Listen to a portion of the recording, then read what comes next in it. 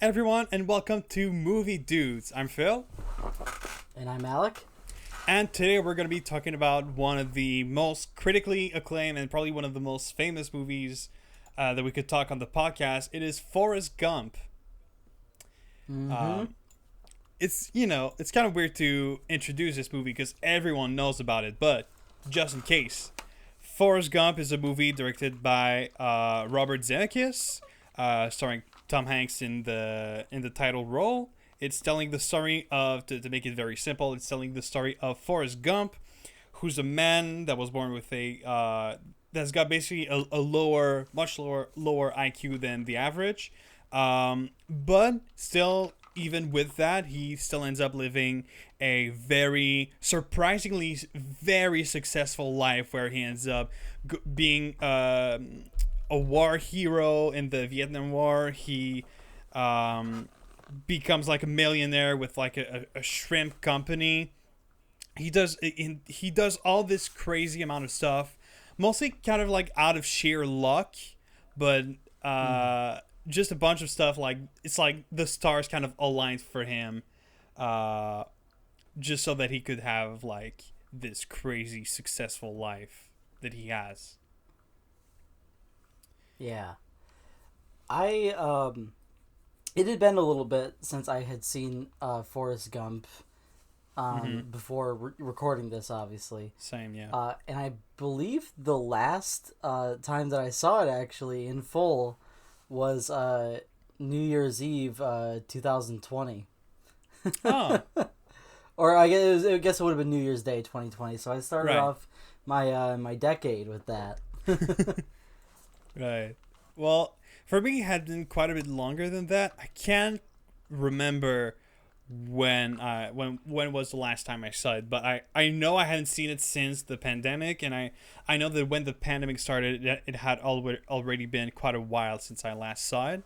But it's a movie that I've seen quite a lot of times so far. Oh yeah. I've seen it. I think this was my fifth time watching it. I couldn't even tell you what the count is. Yeah, It's been so long. yeah, but it's like it's the kind of movie that like within my family, we can, as any family do, we disagree on a lot of stuff and all, but one of the few things that everyone in my family agrees with is that Forrest Gump is a really good movie.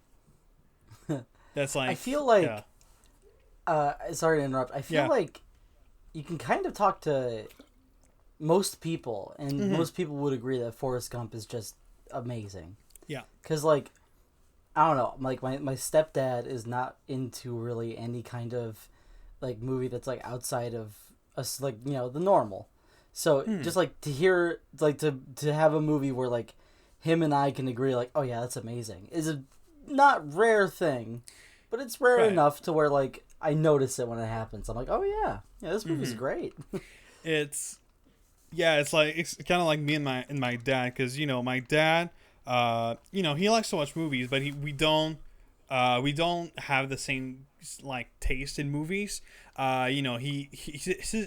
His big thing is like, as like a lot of dad, it's action movies, and he loves like, for example, a few nights ago there was John Wick on TV, and well, I mean, I love John Wick, but it's not exactly like my favorite type of movie. Right. But there's like this trio, I'd say, of three movies that have a somewhat similar vibe, that are like some of his favorite movies, and that are also movies that I really love, which are Forrest Gump, Shawshank Redemption, and The Green Mile.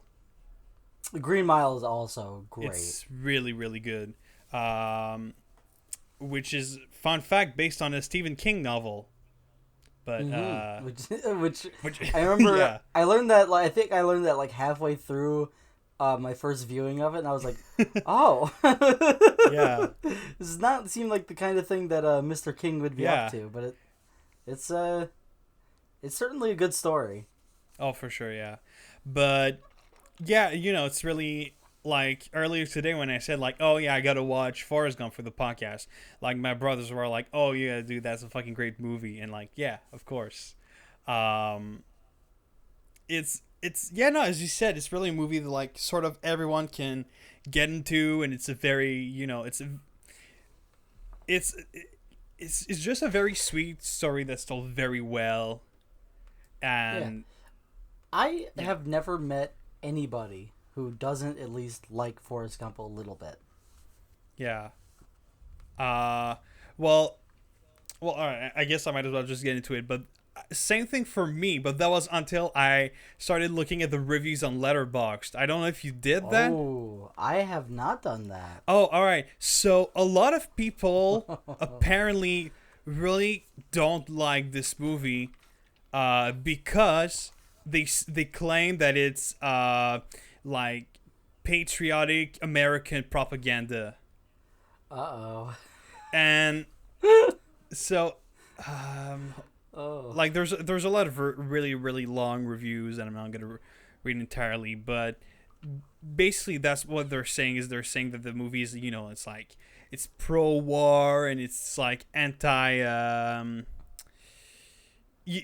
like What? anti-hippies, and it's like, oh well, the one character in the movie who's a hippie, Jenny, ends up like dying from AIDS, and it's like, oh, look at what's gonna happen to you or something, and it's like, Oh, good lord. look, Okay. to some extent, I can understand why they might think it's propaganda, but like while watching the movie, I think the propaganda is like not the right word at all. I think it's way too I think big. to a certain extent, on a surface level, I can see where they might think that. Yes. But also, on a surface level, you have the horrific Vietnam scene, Yeah. and, Bubba dying, which is one of the most emotional moments in the entire movie. Not only that, you but have- yeah. After that, you've you got have- yeah, Yeah. Lieutenant Dan, who's like lost his legs, and he like his entire life purpose was to die during the war. So the fact that he didn't do that and that he survived, just like you can see just how depressed he got and all. And honestly, like this movie very clearly is like, I don't know if it's necessarily anti-war, but it's certainly Right. not pro-war, I feel. Oh, definitely not. It's. I think it has like, I don't know. It has the same kind of vibe, and it's not nearly as dark as Full Metal Jacket, where sure, it is a movie about, or it is a movie that features scenes where the Americans are fighting in Vietnam and they win the battle. Yeah. But I feel like to go ahead and say that stuff like Full Metal Jacket is a complete to say that Full Metal Jacket is a way of praising the Vietnam War is insanely stupid. I don't even feel like I would have seen the same movie. Yeah. The entire purpose of the movie is to criticize the war. Like, Yeah. Stanley Kubrick, I'd say, is kind of almost known for making a lot of anti-war movies. I mean, from that one to Paths of Glory to Doctor Strangelove, they're all like very, very anti-war movies.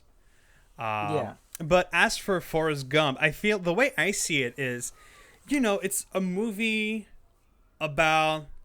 Well, first of all, it's definitely in a way about in one way or another, about the American dream, or like you've got the self-made man who like just comes from nothing, just a random like family. He was raised like as a single child with his mother only, without a dad, and he ended up doing all those great things, like very clearly about the American dream and about America. And it certainly is like, it's certainly a movie that is made to like sort of not necessarily make you love America, but make you think like, oh, look at America, how great it is in some way. Which I can definitely see in a way that could be construed that Yeah. way. But I mean, I guess in my opinion, it is more like it. I guess more of those kind of observations are kind of a byproduct of the fact that Forrest Gump is obviously a story about this man named Forrest's life, but it's also like in the middle of it we get everything that's been going on in America. So it's hard to separate the movie from America, and I think that's where a lot of people start to think that Forrest Gump falls more on the patriotic side, Right. than, I guess, an anti-patriotic side. Yeah. Which I don't know.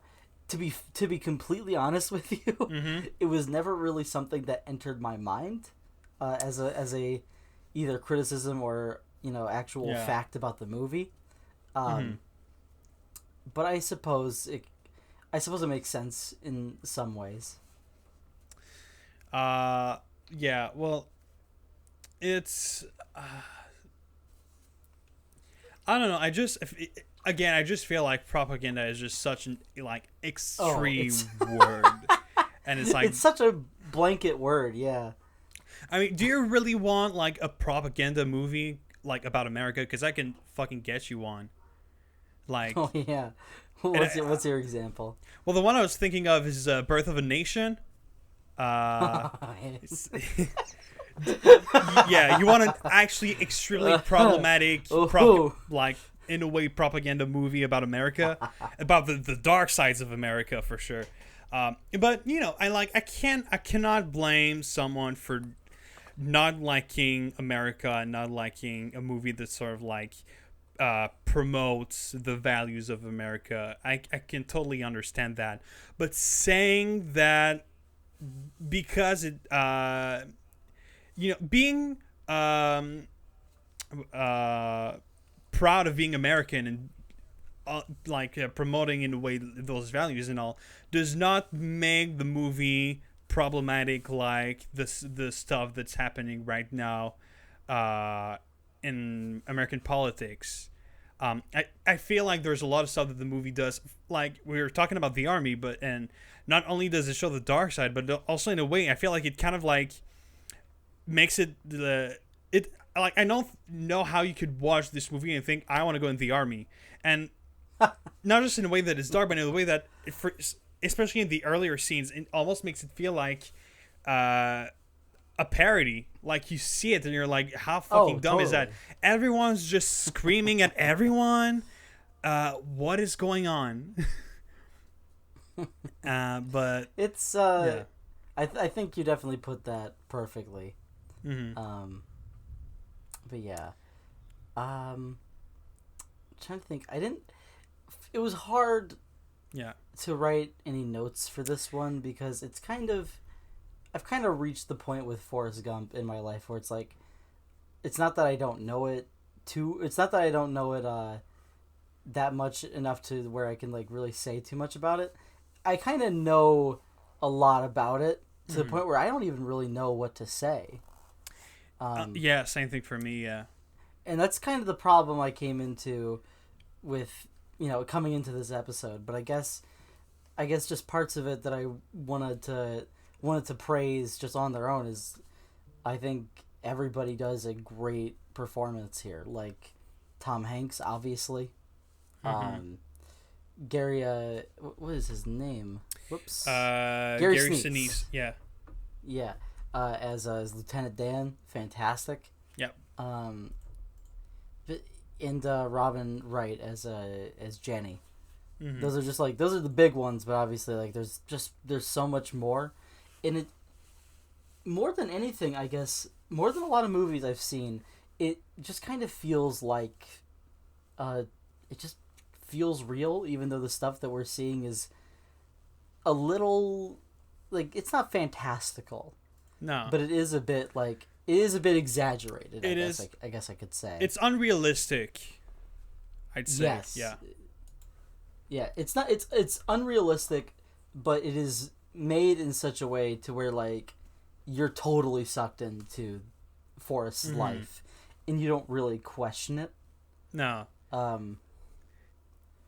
But after a certain point, you're like, oh, he's done all this stuff, and that's the point of the movie. But yeah, I guess I realized that this time around more than anything, and I guess a point to bring up with these movies that have been in our lives for so long is what age were you when you first saw it? I must have been, I want to say 12. Yeah, I'd probably say I was around 12. The same age, actually. Yeah. And it's because I tried to think of that, and it had to be middle school at least, which I mean, I don't think it's the same in Canada, so it would be around the time that I was 11, yeah. 12. Mm-hmm. Yeah. It's funny to watch it at that age, because there's obviously a lot of stuff that a 12-year-old kid is not really gonna understand about it, Right. and seeing it now, I'm like, oh, okay, that's the joke or something like that. For example, I don't know if it's like that I really didn't notice it, or if it's just that I forgot about it, but the scene at the beginning when his mom sleeps with the principal of the school he wants to go to, and Yeah. he just makes those weird noises, like, what the fuck? Like, he sounds like a fucking turkey. What the fuck was that? It's great. No, it's a fantastic. It's Yeah. a fantastic moment, and when you're just a little bit older, Mm-hmm. it becomes like one of the funnier scenes in the whole movie. Yeah. But I love trying to think of another moment. Well, I mean, I guess just on a bigger level, I didn't know really what AIDS was when I was that young. Right. So when Jenny died, I just thought she was sick. Yeah. I just thought it was like, which I mean, I was correct, but like I didn't know it was. But I didn't yeah. know it was like an actual illness or something like that. Like she just got it. It's like cancer. She just got it. That's true. Yeah. Yeah. Is just also like I don't know. I think I understood that she was doing drugs because I would have been around the age where you start to Well, yeah. No. learn about drugs. I know. Yeah. I did. Yeah, for sure. Right. But I'm sure I did. It's just been so long. yeah, definitely. I genuinely can't remember. Mm-hmm. But there was also stuff like, for example, at the beginning when he was talking about how he got his name from his ancestor and all, and they showed like the footage, and I didn't completely like. I guess I wasn't aware of what the KKK was at the time, and then like I rewatched this. Like I think the last time I rewatched it, I saw it and I was like, oh, it's all right. Oh, I get it. Oh God. Oh. Like this weird emotional ride. I forget about that every time I watch it. Yeah. And so that when that came up this time, that was like the first like earnest laugh I had during the viewing of it, because I was like, oh yeah. But yeah, it's yeah. So again, just to I guess finish that part of the review, is like I understand why some people don't like it, but I disagree with it. Yeah, it just seems like a very, I don't know, especially for this movie, I guess just to close out, it just seems like a very unnecessary criticism, I guess. Yeah. It just feels like such a small reason not to like this movie. Yeah. But, you know, to each their own, they're missing out. I mean, you know, there's a lot of really good movies that like are not that, you know, in like parentheses like American propaganda, so they can go enjoy those movies instead. But yeah, so hold on, what else did I have? There's just one scene I want to talk about, because it's like I really love this movie and it's really well written, but there's one scene that I think kind of, I don't know if I want to say sucks, but that it isn't great in terms of writing. Okay. It's so basically in the movie there's a part where Forrest becomes part of the American ping pong team, and he ends up going to China to play ping pong, and then he comes back to America, and when he comes back he's invited to a late night show where John Lennon is here, and he's basically talking about like China, and He's I like, should have guessed you were gonna bring this up. and so basically he was like, yes, they don't have a lot of stuff there. No possessions, and they don't go to church. No religion. No religion too. The host says, I find it hard to imagine, and John Lennon says, it's easy if you try, and it's just like, get it? It's like the song. It's the song that people like. That part is not good, and it's especially hard because of the awful dubbing on the John Lennon clip. Yeah. That's something. It's the 90s, so like, if they really wanted to do that, there's not much they could have done. Right. But it's so weird. See, the thing is, for some reason, I completely forgot that they like dubbed those types of scenes. I just, for some reason, always assumed that it was like they managed to get a bunch of different footage from each of the like celebrities and all, and they were somehow able to mix it together and make something somehow coherent. And I saw the dubbing and I was like, no, that's not right. No, not at all. All they did was they probably just got somebody who sounded like them a little bit and got them to do some lines, which, I mean, fair enough, but it results in some of the moments of the movie where I think those are the only parts of the movie that I would say like just don't age well. Well, I will say there are certain scenes like, where Forrest is shaking the president's hand that I thought those still look pretty good. No, those look great. Yeah, those look great. The one where he like gets when he gets shot in Vietnam, he gets shot in the butt, and he like moons the president. It looks so real. So it's real. Such a great. Like there you got John Lennon, and then you got that moment where it's like it's just such a there's such a disconnect. The two opposites, here. yeah.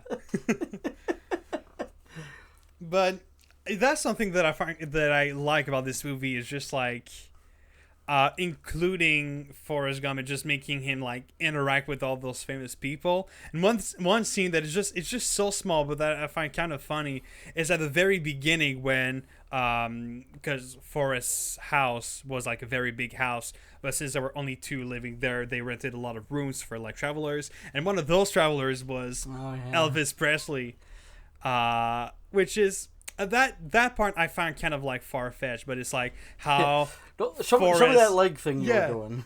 Like Forrest showed him his famous like dance move that made him famous, and it's like, well, okay, sure. But by the way, I just want to quickly mention that. So I could look it up a bit, but like I remember a couple of years ago I found a video that was talking about that, how so Forrest Gump is based on a book, and the guy who wrote that book at some point was like, hey, you know what, I'm gonna make a sequel. Oh my god, I forgot about that. And oh shit, alright, so the novel came out. The novel exists. It's called Gump and Company. Gump and Co. And it was made in 1995, shortly after the movie. And it's basically more of like just more weird stuff. Like I think at some point he accidentally creates like Coke Zero or Diet Coke. Alright. And it's just like you quickly look at it and you're like, all right, shut the fuck up. This is the dumbest stuff I've ever heard in my life. I don't know if you've heard about one of the major things they cut out of the original, or they cut out of the adaptation of their adaptation of the original book. There's a major plot point where it's kind of like one of those chapters in Forrest's life where it's like, oh, he plays ping pong for the U.S. national team, or he's a shrimp captain. Yeah. But there is a part in the book where I believe he's on a plane that crash lands onto an island, and in order to survive until rescue, he has to beat the chief of the native tribe of that island in a game of chess every day so they don't kill him. And What? You never What? heard about this? No. What the fuck? Excuse me? Yeah, hang on. That's like, that is, for me just saying that is like a small abridging of what I remember. So I'm going to go look up the actual, like, synopsis of it, but I don't think I'm very far off. That is the dumbest bullshit I've ever heard in my life. Okay, Forrest Gump learns to play chess while in New Guinea. Sure. Okay, okay, this is great. The educated Big Sam teaches Forrest how to play chess, showing him moves and strategy, but eventually Forrest overshadows Sam's abilities. One day, Sam states that he wants to win at least one game against the talented Forrest, who deduces that if that occurs, Forrest will be eaten by the cannibals. He continues to win game after game until one day he absentmindedly falls into a trap. Knowing defeat is inevitable, he excuses himself with a "I gotta go pee" and plans an immediate escape. This fails and he is captured by the cannibals. But then, the cannibals' rivals, the Pygmies, attack and Forrest and his companions, Sue and Major Fricht, make their escape. What? How long is this book? What? How long Thank is this? God that wasn't in the movie. Thank God there's way too much lead up to that. There's only 259 pages in that book? How'd they fit it in there? That's like half the book. Like we come to find out like half the stuff in this movie just didn't happen in the book at all. Actually, the movie's in about America. It's a movie about like a couple of people who just got eaten by cannibals. That's what the movie's about. Yeah. That's what it was originally about. They were just like, no, that part's too long. Let's make it about Vietnam War. This is gonna be fine. That's incredible. Jesus. That is incredible that at some point the screenwriters like sat down and looked at that and were like, yeah, we're not going to film that. Yeah, we're not doing that.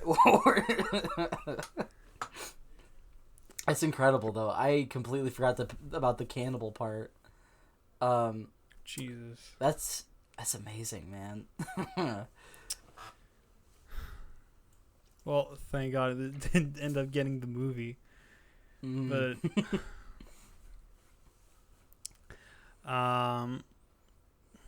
what else did I have? Oh yeah, I just want to quickly mention that because I thought it was funny, but I just completely forgot that California Dreamin' was in the movie. And oh my God! I really got like,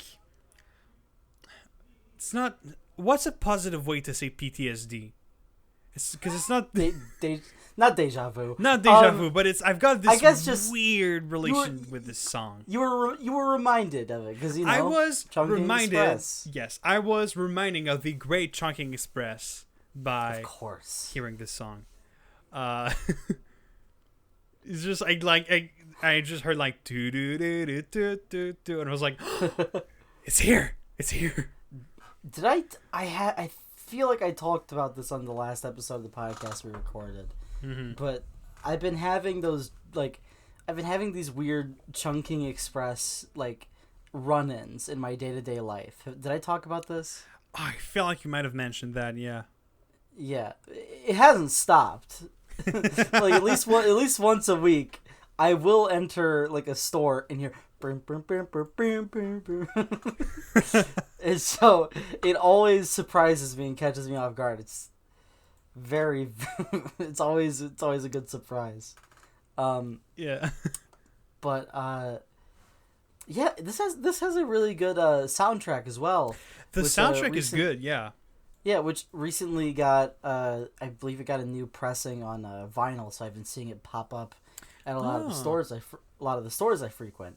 And I don't know when or if I'd pick one up, but like just looking at this track list makes me go like, oh yeah, this is just like an all-around like greatest hits of like really good songs from America during those time periods. Yeah.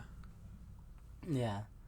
So you know, that's also another great thing about this movie is just the soundtrack.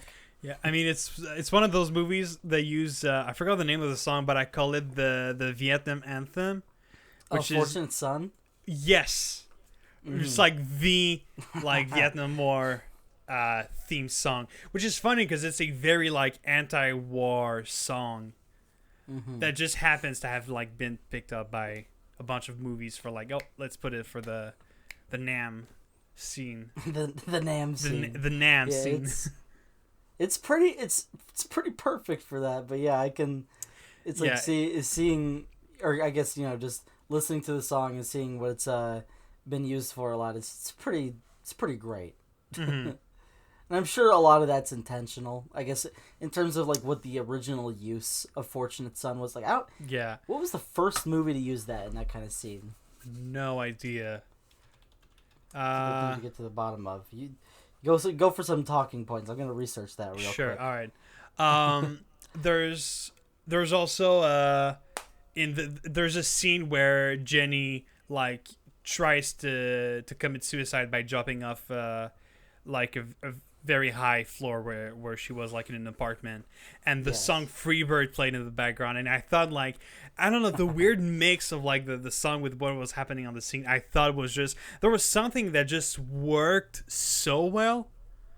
That with the fact that Freebird's just a fucking great song, but I like the vibe. It's a weird way to say it, but that's how I want to say it. I like the vibe.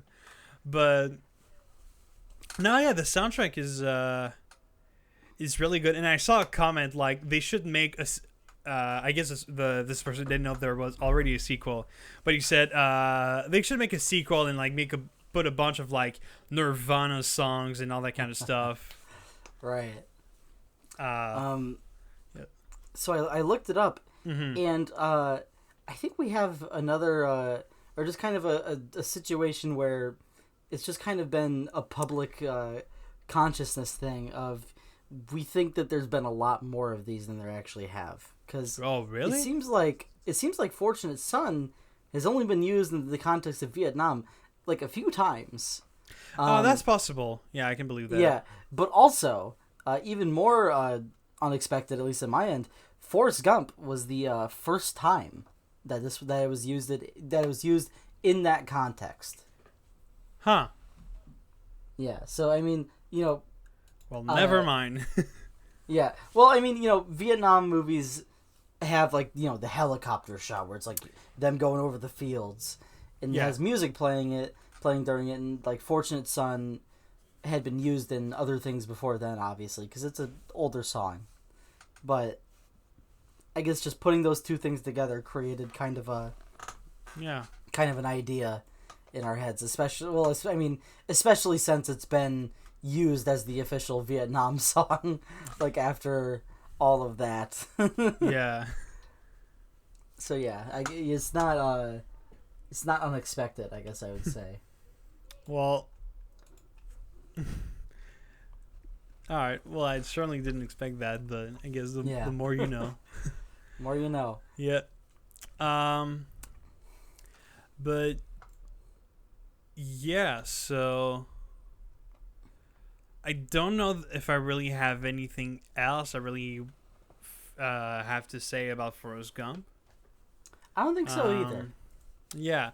I mean, again, it's like I feel like we've run into this problem before, which is it's not a movie that there's a lot of stuff to dissect. Like, it's not a very deep movie. It's not very dense. Like, it's yeah. What you see is what you get most of the time.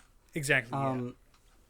But you know, I think we're gonna run into this problem forever because there's for sure a lot of movies that we love that are just, you know, simple. Like, obviously we've had it before with Run Lola Run, Little Miss Sunshine, Chungking Express. You know, after a certain point, there's only so much you can talk about with movies like that. But I mean, of course, recommending them on this platform is always going to be a great thing, and at least to put it into our thing, or our pantheon of movies that we've covered. Yeah. But yeah, so I guess that was Forrest Gump. Yep, that was Forrest Gump. And today, when it comes to other topics, we got quite a bit to talk about. Actually. Oh yeah, all right. Let's just already get into it. Yeah. Yeah, because while we were talking, actually, I just remembered another major discussion point that we're going to have. All right. And that regards a show that I finished since our last recording. Fuck yeah. But we'll get there. Yeah. First, I think we should discuss probably the most puzzling piece of movie news, at least the week of this recording, which was something we were actually just informed of literally right before recording. Yeah. But, I mean, obviously, today a lot of news has come out, at least the day of recording, a lot of news has come out that the Batgirl movie that has been in production for a good while now and was actually finished has been completely scrapped and will not be released for pretty unknown reasons. I've heard, like, rumors that it was, like, a tax reason. That might be the reason. I'm not going to go ahead and say that's, like, definitely what it was, because I don't know. Yeah. But that was, as we would all see, that was only the beginning, because some rumors have started to pop up in a very, very puzzling move by Warner Brothers regarding HBO Max, which the rumor goes that HBO Max is going to not exist anymore, and will instead be merged with Discovery Plus, which it just sounds like such a weird move that the reason I'm calling it a rumor is because I don't even really know why that would be true. But if that does turn out to be true, that's just puzzling. It just truly does not make much sense at all. Yeah. But I mean, I guess we'll see in the coming months what becomes of that. It is, in a way, I'm a little okay with it because of just the sheer amount of streaming services there are nowadays, but I am a little sad to see HBO Max's catalog become scattered again, because it was incredibly stacked with, Studio Ghibli movies, awesome movies from Criterion, like, great shows, too, all the Cartoon Network Adult Swim stuff. And I'm sure that they won't go far. Like, they'll probably still be maybe on Discovery Plus this time. I don't know why they would be. Maybe they'll come to Netflix or Hulu, but we will, I guess, see in the coming months, even if this is real, or if this even goes through. But I felt it was worth mentioning at least. Yeah. But I guess to get into I just got another thing. I just got another thing to say about Batgirl. Is from what I saw, like, I think this movie was kind of gonna be a mess. Because so something that I saw that I thought was really funny, but also kind of scary, was how, like, so the movie is, like, set in the DCEU, but it was also supposed to include Batman played by Michael Keaton. Like, that's right. That was this. Movie. Yeah, that was this movie, and I saw an interview from the directors that apparently came out a few weeks ago, where they were saying how they didn't understand how that made sense, since in that universe the Batman is played by Ben Affleck. So they asked the producers, like, how exactly are you gonna make that work? And the producer's response was basically like, "Yeah, you'll see."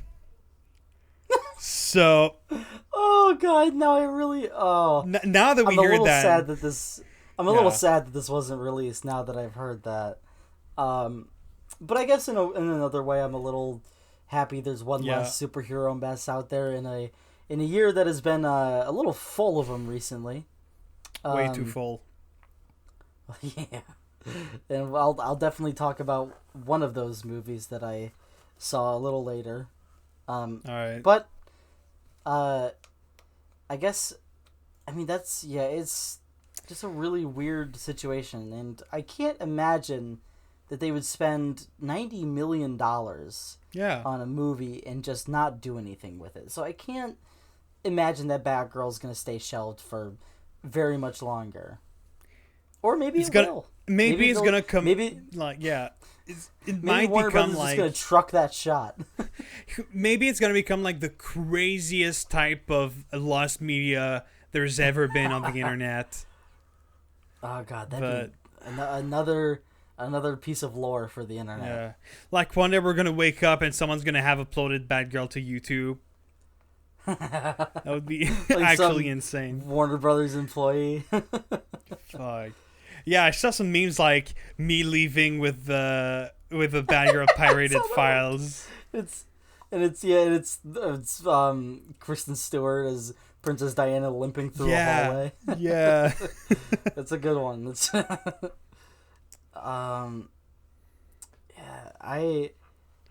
I guess, this is another situation of we're gonna wait and see what the effects of this will be. Mm-hmm. But but there's speaking of superhero movies and superhero messes, there's a big thing happened recently, and that is San Diego Comic-Con 2022. Oh, all right. Yeah. And as is customary, nearly every of these Comic-Cons, Marvel reveals their plans for the future.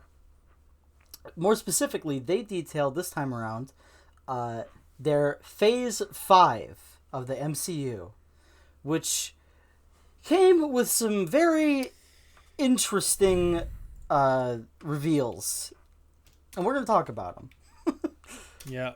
I mean, first of all, there's ones that aren't on the board that are, already coming out to Disney Plus and have already been, I guess, talked about. There's, in a few days, we're going to be getting She-Hulk Attorney at Law, which looks like a bit of a mess. I'm sure it'll be at least somewhat fun to watch. I hope so. I mean, it's Mark Ruffalo. Mark Ruffalo's there, too, and he's great. So I'm sure, at least in some way, the show will be carried by that. But the main problem is, I guess, just She-Hulk, the way that She-Hulk looks. Because I'm sure you've seen these trailers where the CGI looks like a PS3 game. It's the worst. Like, I don't know how they messed it up that bad, but Hulk still looks good. I know how they messed it up. Have you ever tried to? How's that? Have you ever tried to ask like this amount of VFX workers to work on 4 movies, 3 TV shows, and all that kind of stuff at the same time? I've been hearing so many tweets of people who work in VFX for Marvel, and they're saying how like hell it is, and how like there's so much work because they're ordering so much stuff. It's actually ridiculous. Like we've gone from great VFX work with Infinity War and Endgame with Thanos. Like Thanos is one of the best CGI creations ever. Yeah. Because it's just like, it's perfect.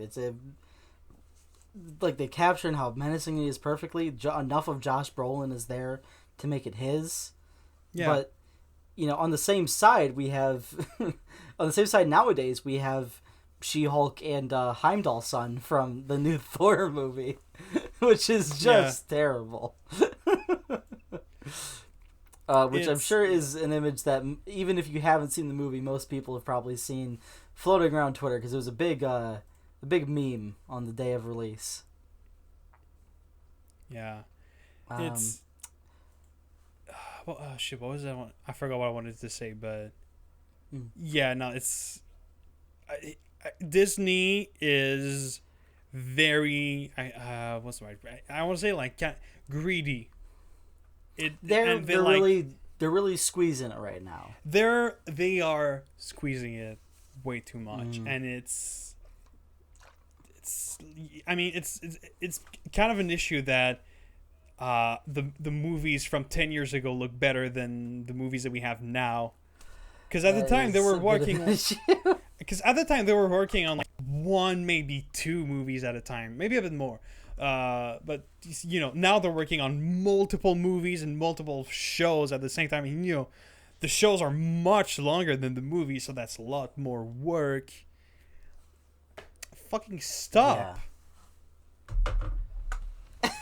Honestly, at least just slow down like a little bit. It's like Disney Plus for Disney was a really good move in terms of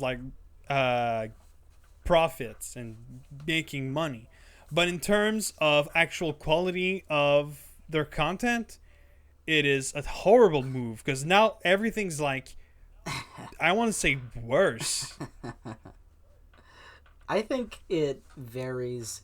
At least not right now. It doesn't vary, but when Disney Plus started, obviously we had WandaVision as our kind of flagship MCU show, and they didn't really have to do too much VFX work for that show. It looks great still, but I mean, just compared to a lot of the other MCU movie or MCU properties, I guess you wouldn't have to do as much. But WandaVision looked fine, but it's definitely becoming a bit of a quantity over quality issue right now. Yeah. When there's only been for Phase 4 of Marvel, I think there's really only been a couple indisputably very good movies, which was No Way Home and Multiverse of Madness. I mean, even then, Multiverse of Madness has been disputed online very much. Even there, also, I want to say that No Way Home is barely a movie. In my opinion, it's basically just it's a bad excuse for fan service. It's my opinion on No Way Home has drastically changed over the last couple months. Really? Yeah. I haven't seen it since the theater, but I'm sure if I watched it, I would probably think maybe a little bit of the same. Well, because it's but I had a blast. Just to make it really quick, I had a blast watching it in theaters because I'm a massive Spider-Man fan, and I grew up with Tobey Maguire's movies, and I also like Andrew Garfield's movies and all. So seeing them on screen and seeing the previous villains, that was great. But then over the few months, I was thinking about it, and I was yeah, but if you take this out, there's nothing. What is it that's left? Yeah. It's so that's why I hate saying oh, that's not a real movie, because that sounds pretentious as fuck, and I hate that. But it's No Way Home really is a bad excuse for fans. The only reason why this movie exists is for fan service. Is for fan service, and at certain points I like the fan service. I like Willem Dafoe Goblin that. Yeah. Just seeing that again was enough for me. Right. But seeing what are some other ones? I guess Tobey Maguire and Andrew Garfield were nice. They had good moments. I think the fan service is good, but like you said, it's once you take the fan service out of the movie, you don't really have much. Yeah. And it's been a bit of a messy trilogy of Spider-Man movies for the MCU, just in general. But I mean, to get back on track. Yeah. We have so this is as of right now, this is Phase 5. These are, and we'll kind of go one by one about I guess our expectations. We have the already announced Ant-Man and the Wasp: Quantumania, which is now going to be released in February of next year. I mean, I never Ant-Man cared. And the Wasp was okay. I never cared about. I never cared. It's I was never interested when Ant-Man came out, and when Ant-Man and the Wasp came out, I didn't care about seeing it in theaters. It's just Ant-Man really, I think, is one of the, if not the hero in the MCU that I care the least about. I I think his power is interesting, but I think the character is just like, it's another like classic Ryan Reynolds type character that's just like there. He makes a bunch of jokes and he really quick on comebacks and that kind of stuff. It's like the funny handsome guy. Yeah, that's exactly it. Yeah, funny handsome guy. Yeah, it's kind of like it's. I just find it boring. Really, just it. There's nothing that really interests me. It's a bit boring. I will say though, and this is a really bad precedent setter for the rest of this list. Yeah. Quantumania is one of the only ones I want to see. Oh. Well, that's an issue we have here. We're already starting really awful. Yep. The next one in spring of 2023 is Secret Invasion on Disney Plus. I like what the Secret Invasion Secret War storyline is, so I hope they don't mess it up. If I can remember it correctly, I'm probably not because I'm not a comic book reader, but I remember hearing about it once and being like, yeah, that sounds like it'd be really great for the MCU. It's like it's the Skrulls from Captain Marvel have that shape-shifting thing, and apparently some of them like infiltrate like the group of heroes. I don't quite remember it. I guess we'll see more of it. It's like the post-credit scene in Far From Home. Yeah, it's like Skrulls are going to kind of take over a little bit. I think that's what it is. I could be wrong, but we'll see. I'm probably going to watch Secret Invasion. But for the one that I'm actually actively excited about, probably the only one on this list, Guardians of the Galaxy Volume 3. Oh, yeah. For May of 2023. Mm-hmm. I mean, what else should I say? Yeah, Guardians of the Galaxy are like the most fun of the MCU. Yeah. They barely feel like MCU movies right now. Yeah. Just since we've had such a long, since we have such a long time now to sit with these MCU movies and just think about what makes them MCU movies, Guardians just kind of is one of those movies that kind of fits outside of the mold. But I'm interested to see where it goes for this last entry, especially considering that this is, as James Gunn said, the end of the Guardians era for Marvel. Which, will be interesting to see how it plays out. The next thing slated for summer of 2023 is Echo on Disney Plus. I don't know what this show is. Me neither. I don't know who Echo is. I've never heard of Echo. I mean, it's kind of a toss-up. I can't really... Oh, is it? I can't really say that I think... It's the new Daredevil series.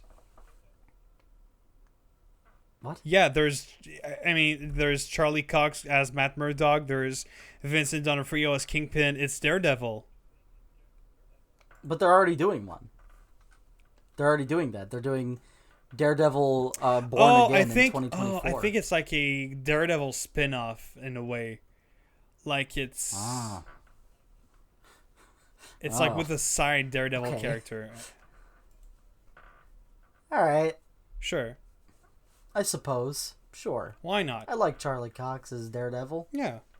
Sure. Why not? Loki season 2 slated for summer as well.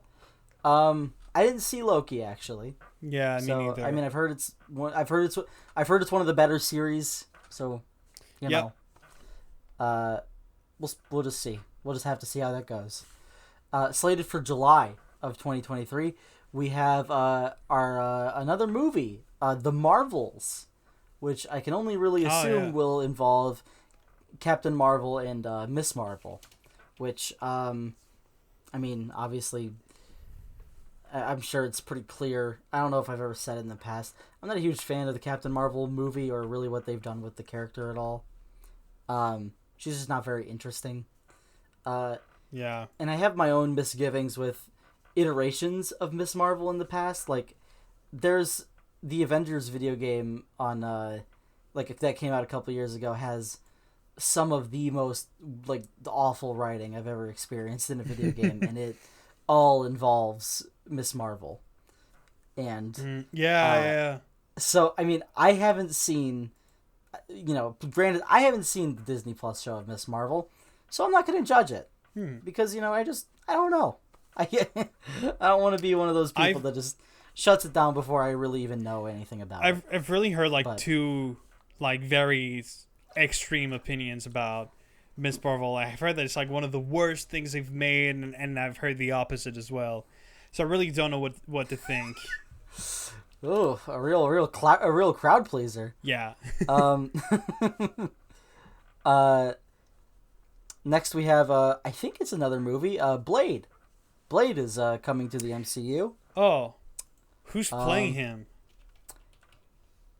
I don't know. I don't know if they've said, actually. I'm gonna look that up. Yeah. That would be interesting to see. Oh, it's Mahershala Ali. Really? Yeah. Oh, that's right.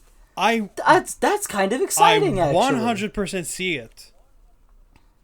That's actually pretty great. Yeah. I'm excited to see how that goes. Actually, I'm a little interested.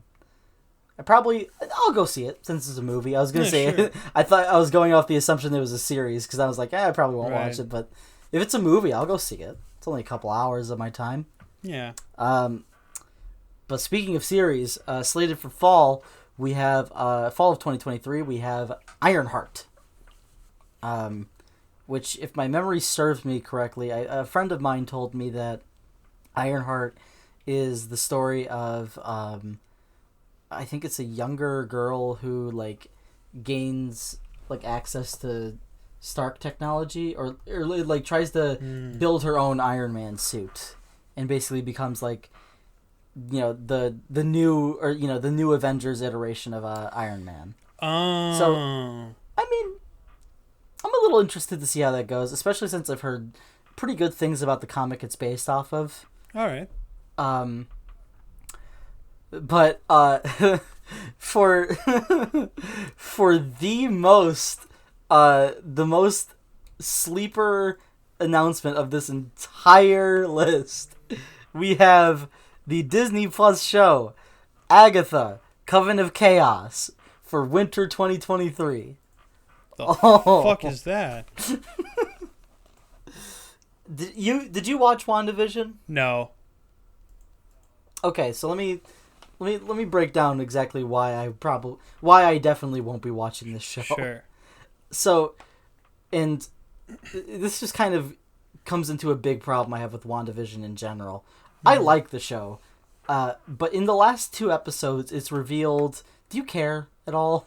Before I spoil No, any of you this? could spoil everything you want. I don't care. Okay. All right, here we go. So it's revealed in the last couple episodes that the person that's been kind of guiding Wanda along to creating this whole facade for her and Vision is a witch named Agatha Catherine Hahn that is hidden in the town that Wanda creates. And the big twist of the show is it was Agatha all along. She's the bad guy, and now we have a big bad guy for Wanda to fight for the show. Yay! All right. And that absolutely ruined the show for me. That and I was like it would, come on, man.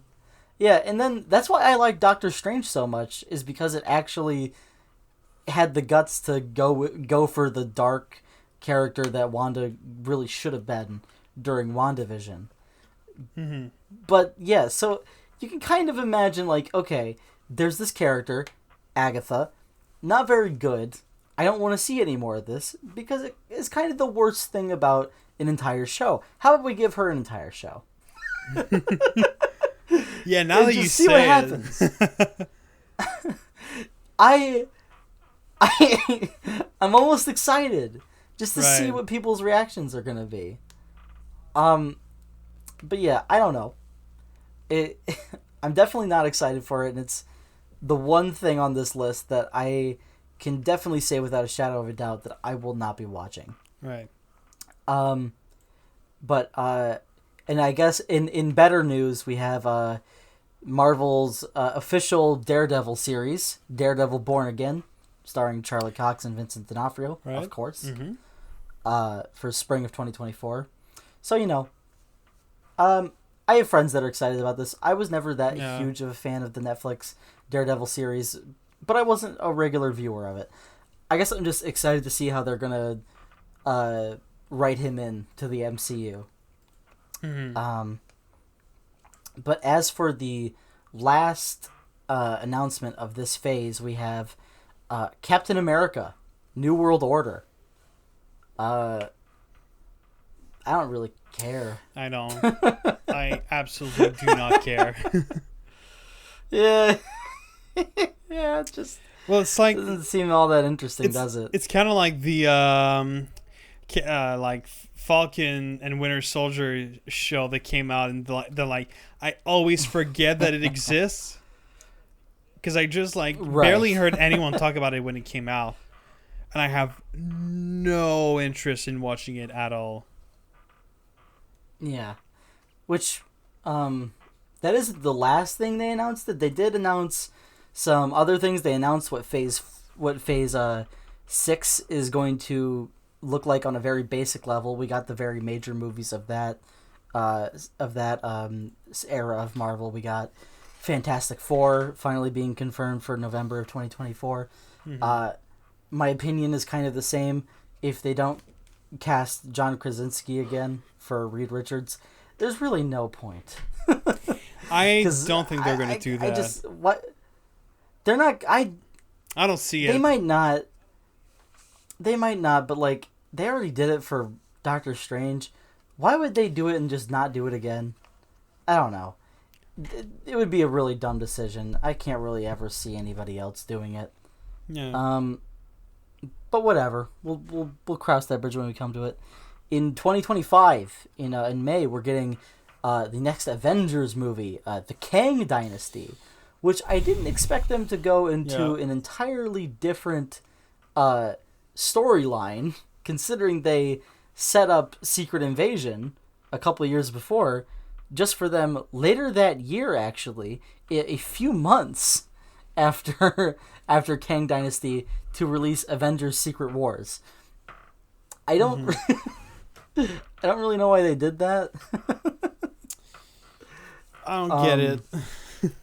But it's I don't get it. That's another proof of showing how Disney just wants to keep making more and more stuff. Like the last Avengers movies, they were released a year apart, and now it's 6 months apart. Yeah. So that's again saying something. In the spirit of Marvel, and just pumping out shit for us to watch. Phil, would you like to know some of the other great things that will be gracing our screen within the next couple of years, as if they weren't already stretched so thin? I don't think I do, but go ahead. We have a couple animated shows. We have X-Men 97 All right. and Spider-Man Freshman Year. Oh yeah, I heard neither about of them that look one, very. yeah. Neither of them look very appealing, but I'm not going to judge a book by its cover. Yeah. By its cover. We also have the already announced I Am Groot miniseries on Disney Plus, and by miniseries I mean it's going to be a series of shorts. Yeah. So at least it's that, and not what I originally expected of it being the Groot show, which would have made no sense. Yeah. I mean, why not? Why not? Why not? If they want to do it, why not? Sure. We got What If Season 2, which the original What If season was not the best. So I don't really have great expectations for it. But there's a very interesting announcement that they made. They're announcing their first TVMA Marvel show, and that is Marvel Zombies. And I'm a little interested. I can't really lie. I'm a little interested in that one. just to kind of see how it goes. Hmm. Yeah, I mean, I kind of like the. I think I saw like the when I was a kid there was this Marvel show that was playing on TV, and I think there was an episode that I saw once about Marvel zombies. I think. And I thought it was pretty cool. Yeah, so I'm sure it might be fun, but we'll see.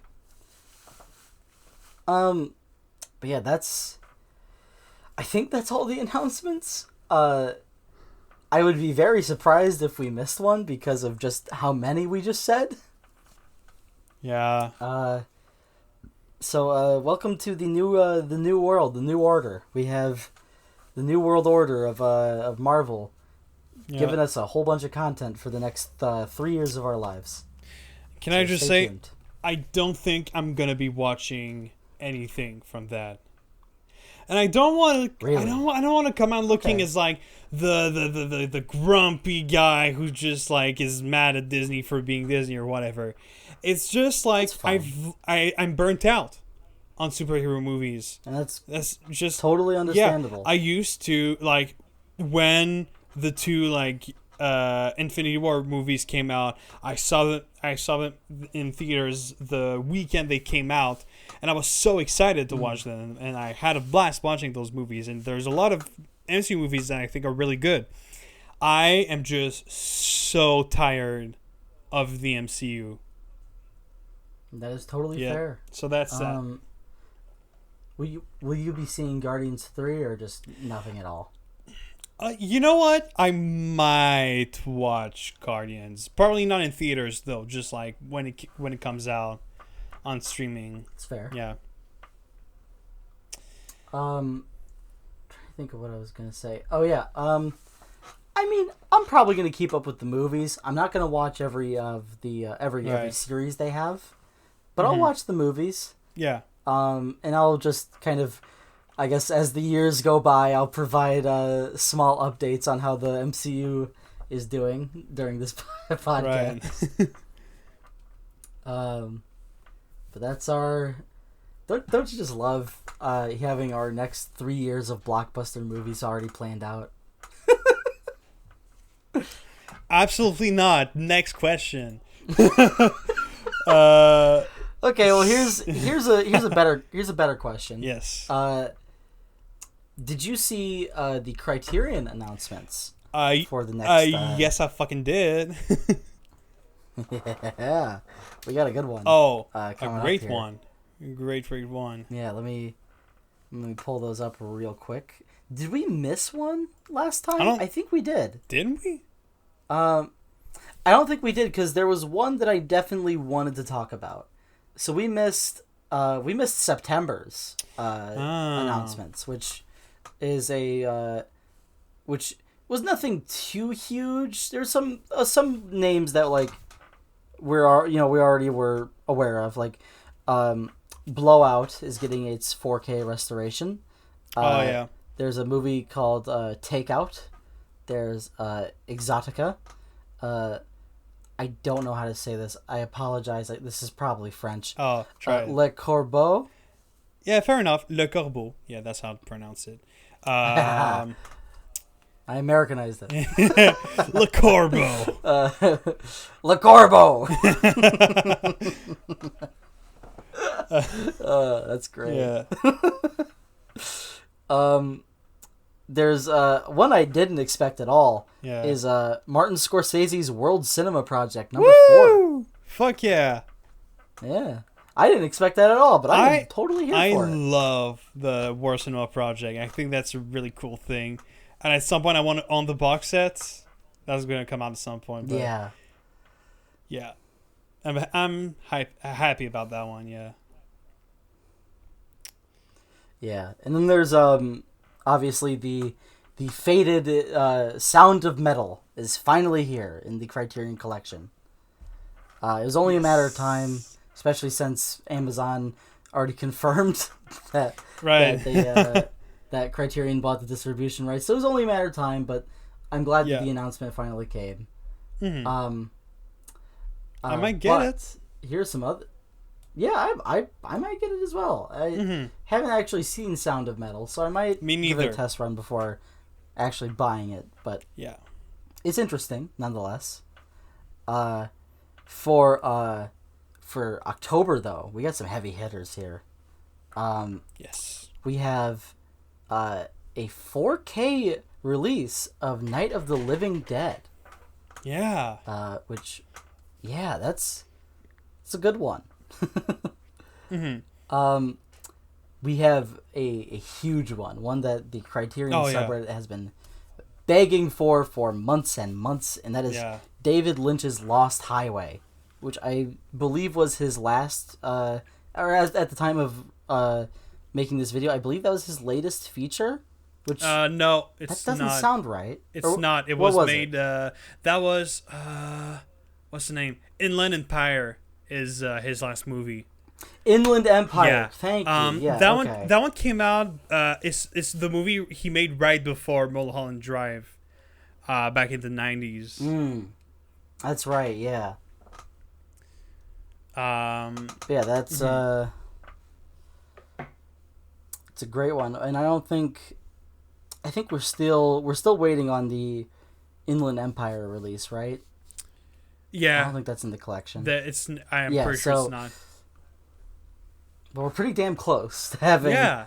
all of the David Lynch's in one place. Yeah. I'd like that. Yeah, which would be great. But we have just a couple little ones. We got Arsenic and Old Lace by Frank Capra, another classic Hollywood movie. We have a very recent one actually, 2019's Yeah. La Llorona, which I'm kind of interested in because when I saw it, I was a little surprised. I'm like, oh, I haven't heard of this, but people on the subreddit were raving about it, so I'm interested to at least maybe give it a try. We have I'll get the last one out of the way so we can get to the big one. But we have Eve's Bayou, by Cassie Lemons, which was a '97 movie, and will be released on Blu-ray. Yeah. But the big release, the one that I will probably order as soon as it comes out, Yeah. and that is Cure Yes. by Kiyoshi Kurosawa in its new restoration, Yes. which is great because I saw a trailer for this a few months back when I was at my local art house cinema. I was seeing a movie and I saw a trailer for this, and I was immediately like, "Oh man, that looks awesome!" And I'm so excited to actually finally be able to have a chance to not just watch it but own it on video or on Blu-ray. Yeah. So that's a big one. Yeah. It's one that was also a bit of a just kind of a matter of time considering it was picked up by Janus. Yeah. But it's a pretty big one still. And I mean, I might already get into it, but so I don't know if you remember, but a few months ago I said how I wanted to start like whenever Criterion announces movies, I want to watch at least one of them. And I started doing that this month, and I chose Cure to watch. And I can guarantee it's fucking good. It's that's good to hear. It is really, really, really good. That is that makes me very excited. I mean, I love me like a good like crime investigation movie and all. And that one is just really one of the best ones I've seen. I kind of want to compare it in some way to Seven, but I think it's better than Seven in my opinion. Okay. And there's probably at some point in life got to be an episode about this one. Ooh. So, okay. I'm excited then. You'll definitely have to see it, and I'm definitely gonna get it once it comes out. Right. But that's it for the Criterion announcements. But there is another big Criterion thing that we didn't even really discuss in the last month. It just kind of passed by, just kind of came and went, and that was the big yearly summer sale. Yeah. Did you have any pickups from that one? So, all right. All right. Here's the thing. Yes, but being in Canada, I have to order it instead of because we don't have Barnes and Noble, so I can't go into a store and buy it. So I bought it from. I did what I did last sale. I bought it from this website called Unobstructed View, which is the Canadian seller for Criterion. And I have not gotten my package yet. So I hope I'll get it soon. But I did write down a list of the movies I bought. But I don't know where. Oh no, there it is. All right. So I had some money that I'd saved for that occasion. It's by far the biggest haul I've I've ever had in the collection. So I've got a total of 11 items. I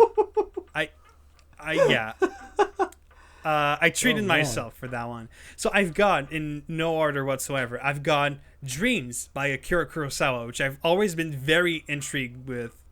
I mean, there's Martin Scorsese that plays like Van Gogh. Yes, please. Yes. So this is a movie that I know nothing about, but that I just heard a couple of people talk about in the Criterion Closet videos. It's a movie called Seconds, which is a movie from 1966. I think it's like it's a thriller sci-fi film. And what I heard that immediately made me want to get it was that it's apparently the movie equivalent to a Twilight Zone episode. And I heard that and I thought, yep, I'm getting it. So I'm very excited to watch it. I've got this. I've been thinking of buying it since my very first Criterion sale that I was in, which is this French movie is called Eyes Without a Face, which I think I might have talked about before. Ooh. It's this. Yes, you have. It's this very old 1960 French horror movie that I think is honestly pretty good. It's aged very well. Then I've got Harakiri, which I talked about because I saw it 2 months ago. I really like it. I got The Great Dictator. Absolute classic. I was going to get it at some point. I don't have a single Chaplin movie, so I thought might as well. Alright, yeah. I've got A Matter of Life and Death, which, again, is a movie that I saw recently and that I really liked. I got Pink Flamingo. I had to. Also, in the category, I just had to. I got Solaris. Yes. Oh, great. I had to. That's an essential one. Then I've got. I think I might have mentioned this movie before, but it's personally my favorite French movie, which is called La Haine, which is this. It's kind of like this boys in the hood do the right thing type movie, but in France. Absolute masterpiece. And then the last ones I got, there's two left that I haven't mentioned. They're the big ones. First of all, that was my, like, I have to get this one. Like, the one thing that I absolutely needed to get for the sale. It's the Wong Kar-wai box set. Oh. I fucking had to. Yes. I love Wong Kar-wai and I have to watch his other movies. That's how I'm going to do it. And yes, dude. Yes, dude. That's great. All right. This last one. So there were a lot of movies that I wanted to get, but that I couldn't get because they were sold out, such as Elephant Man. Elephant Man was really a big one that I really wanted to get, but it was sold out, so I couldn't get it. But so anyway, I tried to get a bunch of movies, and all the ones I wanted to get were not sold out. And then I thought, you know what? I was gonna get it at some point. I'm getting it now. I bought Salo. Oh boy, I have it too, yeah. and I haven't watched it yet. Yeah. It's been sitting there taunting me for months now. You know what we should do? We should What? do a completely blind Salo episode. Like both of us watching it for the first time. Oh, that would be a great one. Dude, all right. Fuck it. Once I get it, we're going to fucking do that. Oh yeah, no way. That's gonna be a great one. Yeah. But I'm a big fan of when Criterion makes like digipacks and like box sets. And from what I've seen, the Salo ones seem pretty cool. The Salo release is great. Like I think it is one of the best digipacks that I own. They did not like, have to go this hard. Very good release. They did. They certainly did not. But I guess they did for a movie that has such prestige, I guess as you would say, as Salo. Yeah, sure, yeah. But yeah, prestige would be the word, I guess. Sure. Yeah. But as for that, was that the last one? Yeah, that was it. Yeah. Okay, but as for my pickups, I didn't really go that hard. I actually only got recent releases. I didn't get any from the previous years, but it was more or less just movies that I had already seen or a movie that I had already seen that I really wanted, and a couple that I've been hearing great things about, right? And just a release that I thought looked amazing. And first of all, I also got Pink Flamingos. All right. So I'm very excited about that. It's a very good package. I'm not gonna spoil it on here. It looks so cool. From the pictures I've seen, the packaging's great. It comes with some really neat stuff. But I had a bit of a weird experience with my Barnes and Noble order this time around. Since I don't have a car at the moment, I really wasn't able to drive to a Barnes and Noble since there really isn't any in my area at the moment. So I ordered all of them online, which I did for the November sale last year, and I didn't really have any problems. So I was like, okay, yeah, sure, I'll do it again. Very strange this time around. The first box with Pink Flamingos only shipped. I ordered these all on the same day, by the way, same order. Shipped separately from the other three, and just kind of like it came in a pretty timely manner.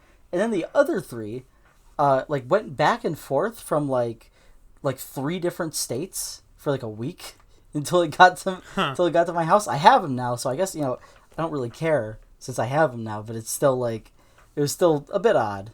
But I just felt like mentioning it. But what I got in terms of in that other box was I got Shaft, the 4K release of Shaft. All right.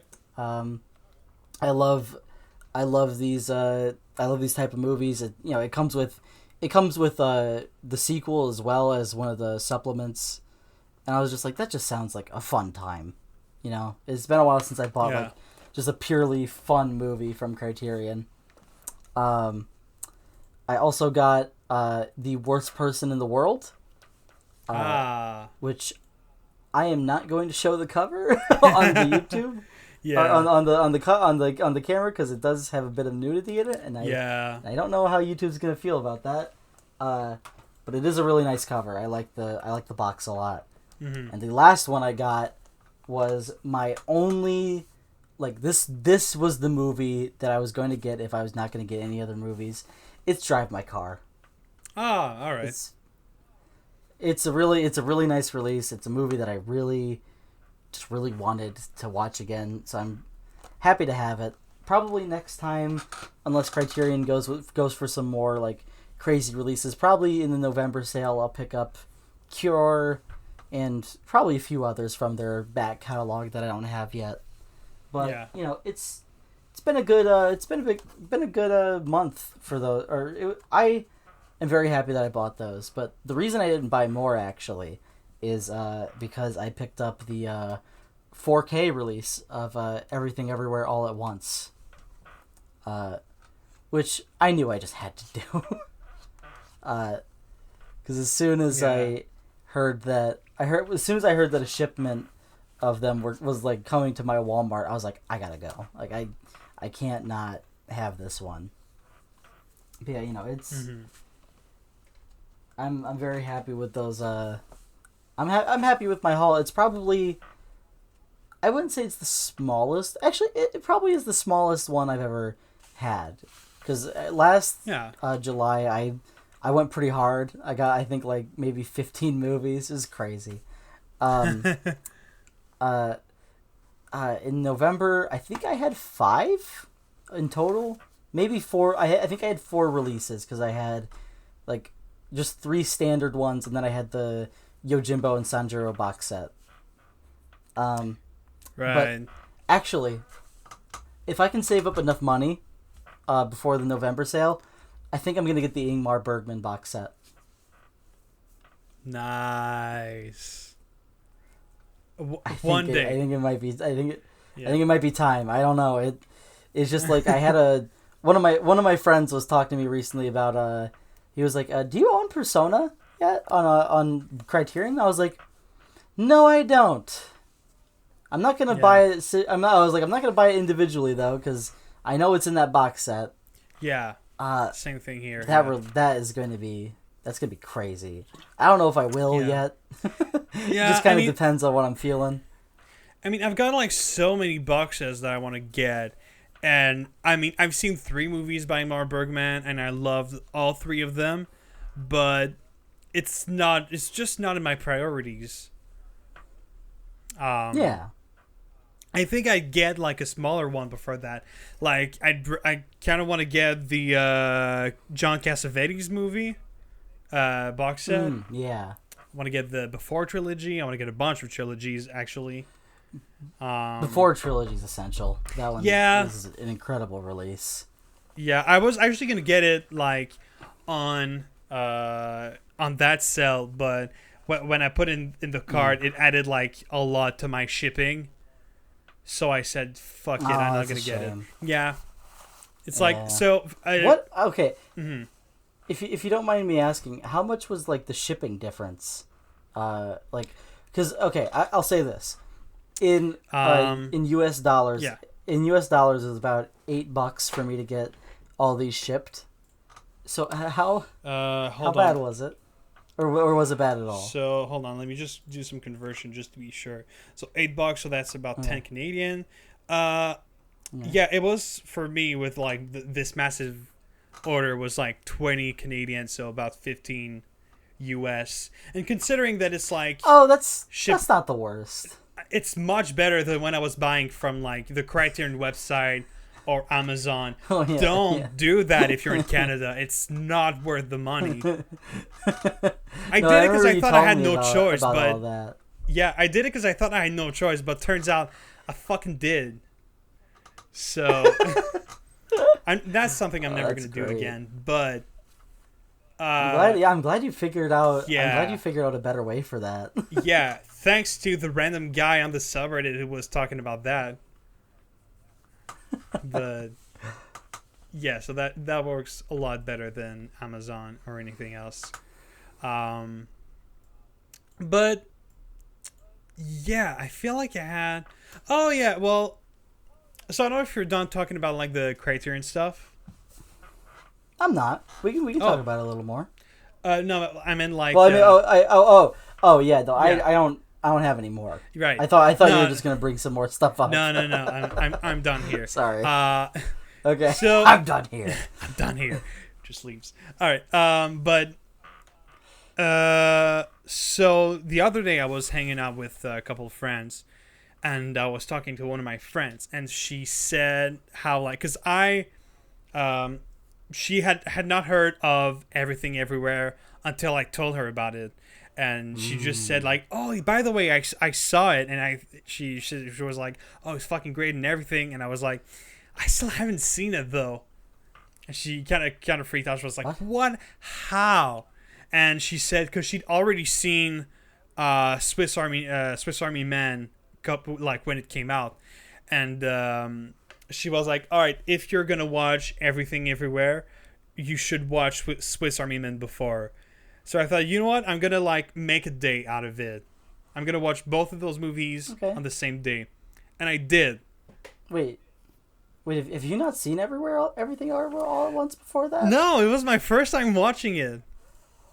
Oh my god, I forgot about that. Oh my god. No, okay. that's no. And all right, that's I kind of like it's weird, cause I was so hyped with this movie the moment I saw the first trailer.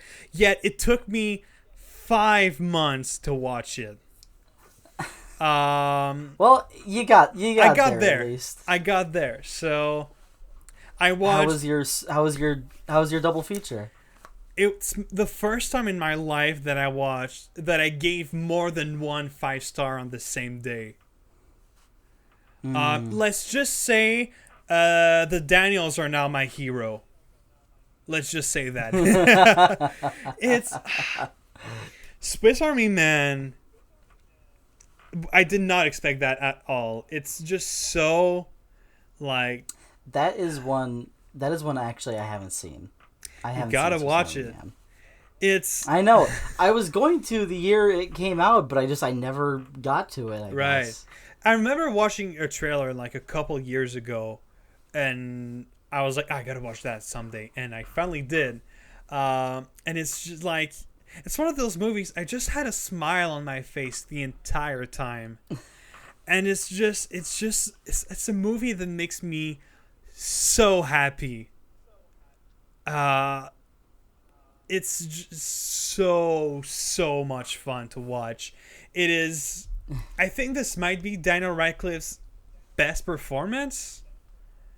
And it's one of my favorite movies I saw with Paul Dano. He's really becoming like one of my favorite actors right now. Like, man, he's good. Great. He's great. And honestly, it's a movie that I don't quite know how to describe. Like, you gotta watch it to believe it. That's what I say. Also, I want to say I think this might be my favorite film soundtrack of all time.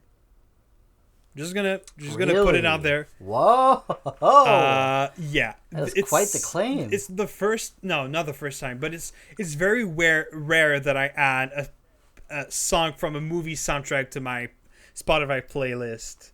And there's a song called Montage, which is absolutely great, and just like the movie, puts a smile on my face and just immediately just like makes me happy. In fact, I'm gonna put it on right now. But so that was for Swiss Army Man, and then I watched Everything Everywhere All at Once, which was everything I wanted it to be, and even more. It's just,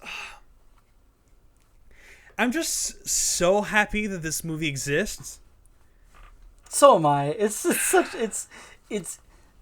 I remember I felt the same way leaving the theater when I first saw it. I just remember thinking, I'm like, yeah, I just feel glad to exist in the same time as this movie. Because, like, there are always going to be amazing movies that come out. But, like, the fact that I get to see that, I felt very happy that day. And it's just, it's such a joy. Yeah. And it's, it's one of those movies, like, the days following, like, when I saw it, I was just like, oh man, you know what? I kind of feel like watching it again. And I didn't do it, but I felt like it. And it's, I don't even know what to say. Oh yeah, but just by the way, don't don't expect anything else. This is my favorite movie of the year. No doubt. Wow, really? Yeah. I mean, looking at the other movies coming out this year. I think I'm the same way. Yeah, looking at the movies that are coming out this year, I don't see what else could get to number one. I think I'm the same way, but it's not like Parasite was. It's not like an undisputed king. I think it's close. I think it's very close. But I mean, something could come along that surprises me. I think it's unlikely. I'll say that much. Yeah. I think it's very unlikely.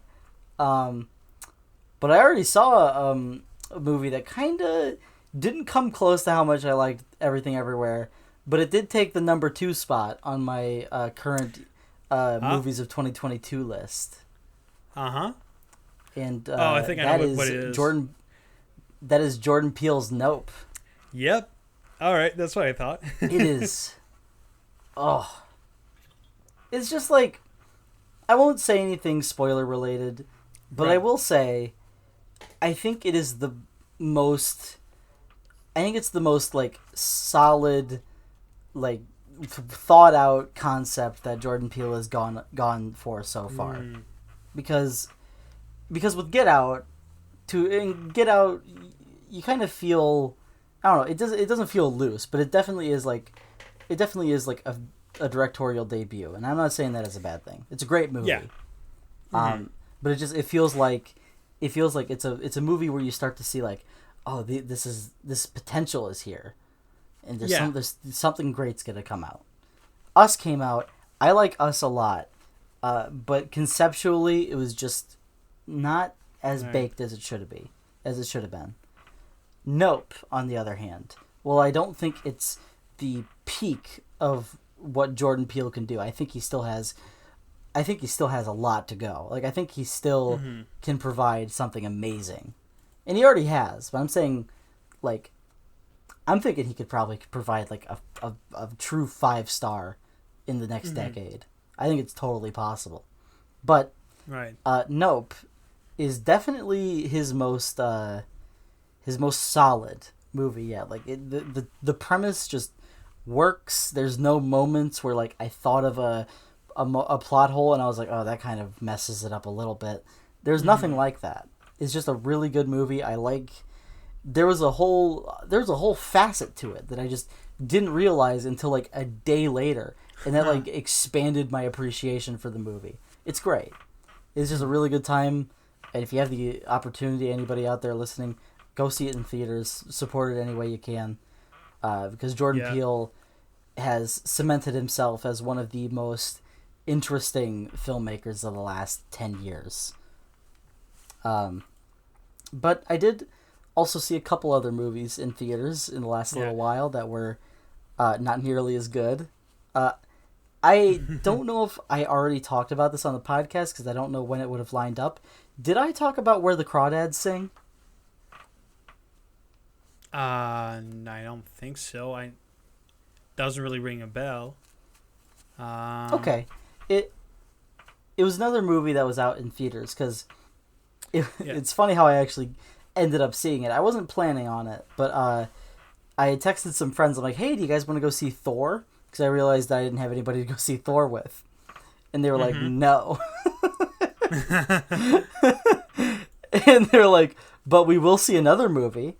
I'm like, okay, you guys pick then. And they were like, let's go see this Where the Crawdads Sing thing is. Let's go see how it ends up. It, all we knew is like, oh, it's a murder mystery with a bit of romance in it. And that is true. It's just I don't think it's a particularly good murder mystery. Okay. I think the romance part of it's fine. The storytelling is a bit like fast because it's an adaptation of a book.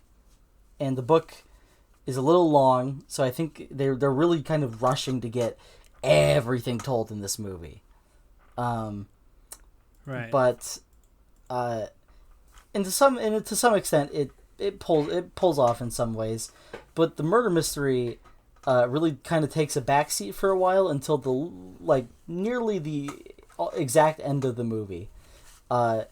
There's just a moment, and I'm not gonna spoil anything for anybody in the audience who wants to go maybe see it, but I will say there is a scene where you are explained exactly why this character could not have committed the murder. Like, it's like the time frames just don't match up. This person could not have been here to do the crime in that exact time. And then you learn that they did it. Like a couple minutes after you've just been told how it's impossible. And they don't elaborate on it at all. And that's how the movie ends. So, I left with a bit of a sour taste in my mouth. I'm like, oh, come on.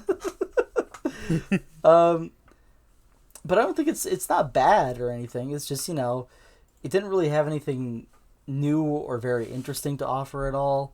It's just kind of flat. But like I said, it's not the worst. But definitely the worst movie I've seen in the last little while is the new Marvel movie, Thor: Love and Thunder, which I ended up seeing alone on a Tuesday night. To a theater of maybe 4 people, I think. Shit. And it was just not good. And Yeah. it's a bit of a shame because, I mean, going into the announcement of Thor, at least, I was kind of like, yeah, this sounds like it's Taika, it's Ragnarok was great because it knew what it wanted it to be and it was funny. Thor: Love and Thunder doesn't really know what it wants to be in the end, and it isn't funny. Oh shit. Like it is not very funny at all. And when your whole movie kind of hinges on the comedy pulling through when the serious moments don't work, you start to have a real issue. Yeah. And that's where Thor Love and Thunder kind of ends up. It ends up in this weird limbo of trying to be goofy, trying to be, in your face, but also trying to, step back and have like some serious moments. It just doesn't mesh very well. And I think it's probably the weakest film of Phase 4 of the MCU. Mm-hmm. Which, I mean, I don't even really think anything came close. Like, they were all just okay. I think the only thing that came close was probably Eternals, but yeah, Thor was just not a great time. And I hope I think this is probably the last we're gonna see of Thor. Not that that's saying anything about the ending. They actually left it kind of open. But I can't really see what else. I can't really see what else they would do. Yeah. Like there's nowhere to go. There's nowhere really to go. Thor's been there since like the beginning, and everyone else in the first pretty much everyone else in the first like generation of Avengers has left. There's only him and Hulk left, so it would make sense for any of them to leave at any point. Right. But yeah. So yeah, I think that's a shame. It's a shame, and it's one of those situations where I was warned. It's not like I walked into this movie thinking, "Oh, this is gonna be amazing." No, I knew well and good that I was going into something that probably wasn't going to be very good. But I'm still a little disappointed. I guess I'd say. Yeah. But yeah, it's a shame, Mm-hmm. I only saw one other movie this last week, and I saw Kiki's Delivery Service in the theater. It was a very nice experience. Kiki is it's a cute movie. Yeah, it's most of the Studio Ghibli movies are like elevated to like a new height when you see them in the theater. It's really something else. Especially with like the bigger ticket movies, but this movie's great too. That's kind of all I saw movie wise. Right. What did you see? I mean, I pretty much said it all. I've seen Everything Everywhere, Swiss Army Man, Cure. Right. Actually, the only one I haven't mentioned is I saw Drive with Ryan Gosling. Because my brother is a massive fan, and he's been telling me for a really long time, like, oh, you gotta watch Drive and all. And so I did. And to be perfectly honest, like, it's a really good movie. I thought the story was cool. The characters were good. The actors were good as well. But it's just like, I can't help but feel like I don't really because my brother, like, he's been selling this movie like it's a masterpiece, and like he really likes this movie, and I'm not sure exactly if I get it. Like, to me, it's nothing special, It's I don't know. It's just I might be missing something, but to me, it's not like a masterpiece or anything. But it is good. Okay. Yeah. Yeah. So so that's it for the movies that I've seen. All right. Yeah. I've seen a good bit of a TV in the last week, actually. Yeah. There is a couple things I want to get through, I guess, before getting to the big thing. I watched season 1 of The Boys finally, and I liked it. I don't think it was like groundbreaking or anything. I still think I prefer the first season of Invincible to it. But we'll see. It's not. I'm not done yet. I still got 2 seasons to go. But I thought it was fun. It was pretty well written. I'm about halfway through the 3rd season of Lost, and I think it's going well. I just started Demon Slayer Mugen Train with my girlfriend, so I'm excited about that. And all right. The big thing. The big thing is I finally finished Stranger Things Season 4. All right. All right. Skip to whatever time code, because we're going to be talking all sorts of spoilers. There's definitely going to be a time code somewhere, but yeah. Yes. So what did you I think? guess we should just hop into it. Yeah. I liked it. All right. I liked it. I had a few problems with it in the end, but I don't think it's like it's not that it's bad. It's not that it's not well written. It is. It's a very well written season, more so than maybe season 2 at least. I like where they go with the characters. I like Vecna as a villain. And I'm very glad that they didn't kill him off in the last episode, because, in my opinion, he's just too interesting to just be like, we're done. Yeah, it's too much. But if I had to get into some like season highlights, that I didn't bring up the last time I was or the last time I talked about it, let's see. I loved the Dear Billy scene with Max. It is probably one of the best uses of music in a TV show or movie that I've seen all year. Just really cool. It's just a really cool scene. It's really cool. Everything regarding the massacre at Hawkins' lab, Vecna being Henry, just the whole thing with that was such a good reveal. Yeah. Like, I honestly, I didn't expect it until the moment that I saw that it wasn't 11 that did, like, that caused the massacre. The moment I saw that, I was like, oh no. I liked the final episode a good bit. I like what they did with the characters. I like that they're back in Hawkins. I love the idea of the Upside Down bleeding into reality for the final season. Yeah. That is so cool. Yeah. That is so cool. Oh, that's going to be such a good time. Mm-hmm. Sucks that we have to wait for it. Yeah, I'm probably going to have to wait for it for a long time. Because they only, like, I think yesterday they posted how they started writing the season 5. Oh no, they just started writing it? That's bad. Oh, that's gonna be a while. No, they said there's gonna be a massive time skip in between seasons. I think that's what they said.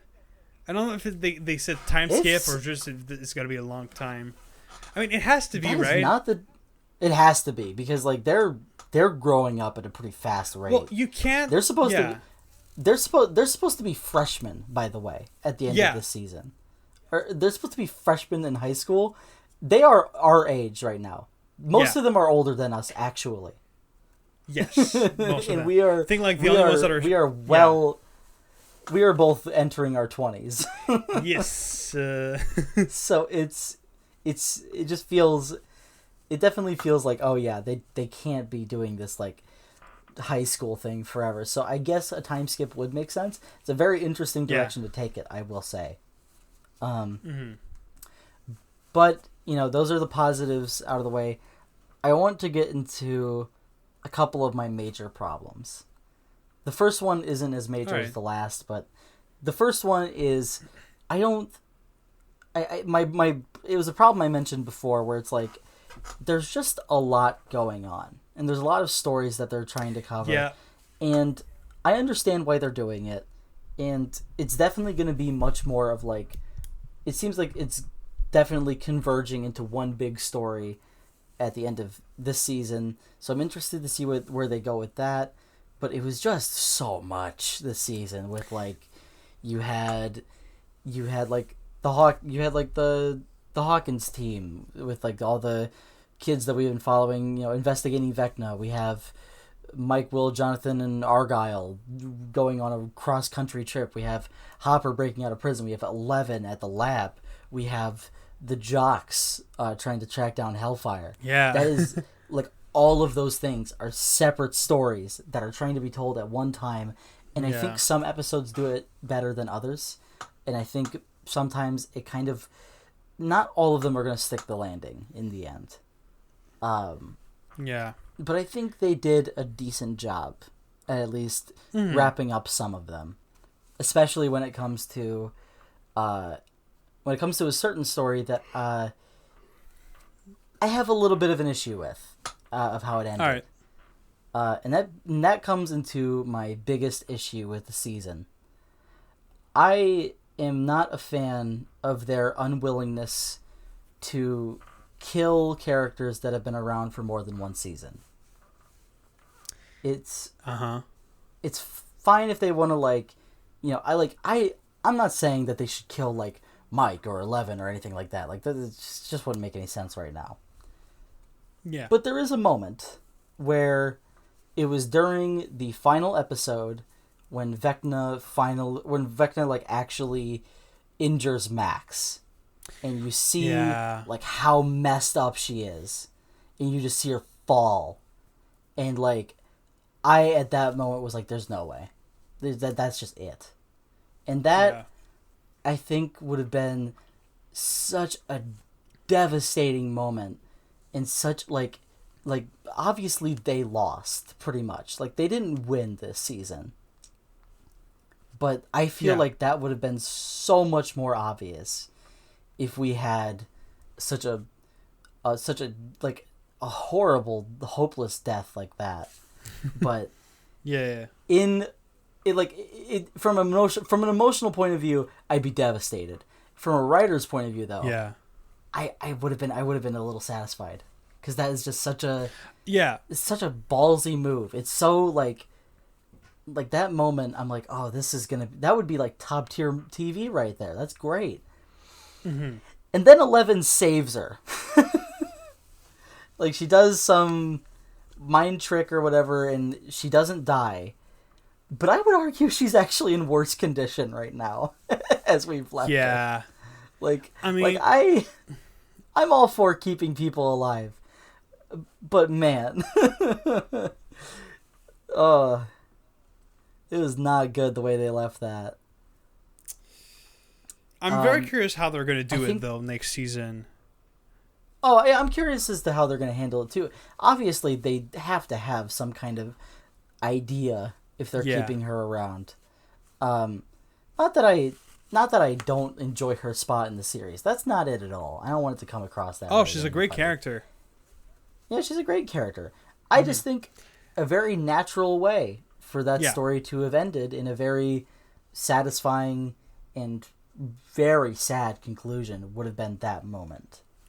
And I always kind of end yeah. up I always kind of end up chasing the conclusion that results in the biggest emotional response from me. And that's just how I consume media. But you know, I think right now it's an issue in my head, but I don't think it's enough of one to where I won't like enjoy it. I think though in the next season they're gonna have to take like one out. I don't think it. Yeah. It wouldn't make sense. It wouldn't make sense to be Hopper because they just spent a whole season getting him back. Mm-hmm. And I don't think it would make sense to be Mike or 11. I just think at some point somebody's got to go because once you, and this is another thought I came to like watching it. Once you have a show where none of the major characters die, you kind of lose the stakes that originally makes it interesting. Yeah, because every season's got one death, at least, and it's like and it's usually a character that's been there for that season and that season only. Yeah, the only character that I can think of that's like an exception to the rule is Billy, who was introduced in season 2 and died in season 3. But to be fair, he was actually pretty minor character in season 2. In the grand scheme of things, yeah. Yeah. Like, what did he do? Like, he bullied Max. He was racist to... what's his name? The Lucas? Lucas. He was racist to Lucas. He beat up Steve. And that's kind of it. And then he became like kind of the villain in season 3, and he died. But besides that, season 1 was... I'm terrible apparently with names in this show. What's her... Barbara? Barb, yeah. That's Barb. It, yeah, Barb. Season 2, it was Sean Astin, which I was really mad for them for killing fucking Samwise Gamgee. But season 3 was... What's the name? Like Alexei? The Russian guy? Oh, yeah. I forgot they killed Alexei, yeah. And... Yeah, and season 4 was Eddie. Which... I don't... I'm not necessarily mad that they kill him, but... I think it resulted in a really good performance from Gaten Matarazzo in those scenes, though. Mm-hmm. Like, I loved... like, just the way he reacts to it is, like, just... really like gut wrenching, and can I just say really sad. Gaten Matarazzo honestly is one of the best actors like in all the Stranger Things, whether it's kids and adults, just in general. He's great. He's so fucking good. In every season he's amazing. And he definitely. He steals every scene he's in from any season. Especially when he's with Steve, and like it's been a thing since season 2, but it's the golden duo, and it kind of feels like they wanted to take a break from this duo, and they gave us Dustin and Eddie, which I was a massive fan of, and it gave us the amazing Master of Puppets scene, which is really great. Yeah. Even though it brought a whole new wave of metal gatekeepers, which is annoying, but it had to happen. Of course, you can't do something like that and not expect somebody to be angry. But, that's unfortunate. So many people being like, how it works. I'm sorry, can you name 3 songs? Can you name 3 Metallica songs? I don't think you can.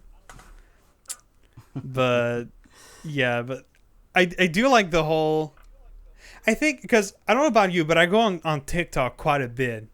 And there's a lot, like, due to the algorithm, every once in a while I get into the Stranger Things TikTok scene. And there's so many... I don't know if you've heard the Chrissy Wake Up remix. No. Oh, so I don't know if you're familiar with the YouTuber Shmoyeho. but it's like this, or the Gregory brothers. I am familiar. Right? Yeah. They made a series of short remixes for Stranger Things season 4, and there was one which they took from the scene where Chrissy dies from episode 1. And it's just like Eddie being like, Chrissy, wake up! I don't like this. Just him freaking out, and they've just made it into this like weirdly happy, positive song that is just so funny, and it's become this like massive meme on TikTok, which is honestly becoming a bit cringe. But I think it's funny just how big like this character became. Which is funny because I don't know why I thought the character that everyone like the new character that I thought everyone was going to fall in love with was going to be Argyle. But for some reason, I feel like almost no one's talking about him compared to Eddie. Yeah, I guess there's another minor issue. I think Argyle was a little too overused for, like, just straight up comic relief. Like, at some points, there were just jokes where I'm like, I get it. He's high. Yeah, like, sure. And it's like... It's also the fact it's like, weed makes you stupid, but it's not that stupid. Like, at some points, it's like, man. Well, the way I see it, I think they just wanted to make the almost cliche of the stoner character. Yeah, they didn't try to make like a realistic representation of what weed is. Of course not. Yeah. But it did give me my favorite comedy scene in the season and maybe in the entire show, which is when they get to another pizza store in like kind of the middle of nowhere, and they see basically like Argyle number 2. Yeah, like who's just Nevada another Argyle. Yeah. Who's just another high guy that works for the It's great. Yeah, no, it's just so funny, and I was just laughing so hard at that. The part of the scene that got me really good was just like, I don't know why, but the image of Jonathan holding a blunt was not what I expected to see, and that just made me laugh pretty hard. Of him just like holding it in his 2 fingers and go like, would this interest you? Would you be interested in a little bit of weed? I was like, that's good. I like that. I'm trying to think of other comedy moments that worked for me. Just the interactions between Dustin and Steve are just great. Yeah. Interactions between Steve and Robin are even better. Like, those ones, at least for this season, were so funny. Really good. But yeah. I just want to mention, I really feel like, I mean, the whole Mike, Jonathan, Argyle section, Will part of the season really felt like it was there because the characters had to do something, but it just felt so I agree. It just... I don't know. It's just a road trip, and I feel like they didn't do shit.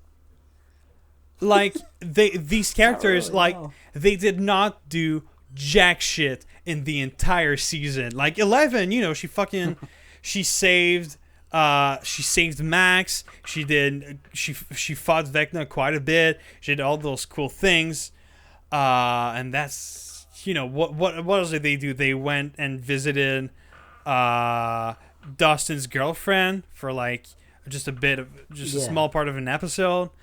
That's the issue, I guess, with having so many characters and so many plots. They can't all be great. Although I will say it did have one of the best sequences of the entire show, which is that like shooting scene, like the long shot. Good, yeah, that fucking came out of nowhere, but how good was that? Oh my god. Like, that really took me by surprise.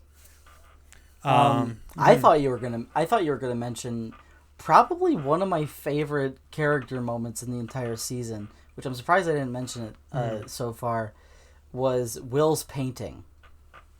Or at least the way that he reacts to, I guess, everything regarding Mike and 11.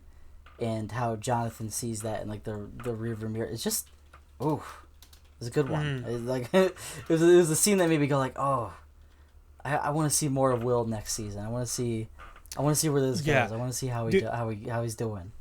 Honestly, it really is a shame for Will, because he's just like, I don't know, like season 1 and 2 he was being like season 1 he was kidnapped, season 2 he was possessed, season 3 he was a virgin. I guess that's the thing. I don't know. He was just a loser who wanted to keep close to just like childhood activities. Yeah. While everybody else around him was growing up more and more. That, or what a lot of people on the internet are saying, which honestly, the more I see it, the more I agree with it, that Will is gay. Oh yeah, totally. I see it Yeah, totally, especially that's totally what's going on with the scene in the car where he starts crying. Like, I'm sorry, that's what's going on. What first amazing acting. First of all, that was great. Mm-hmm.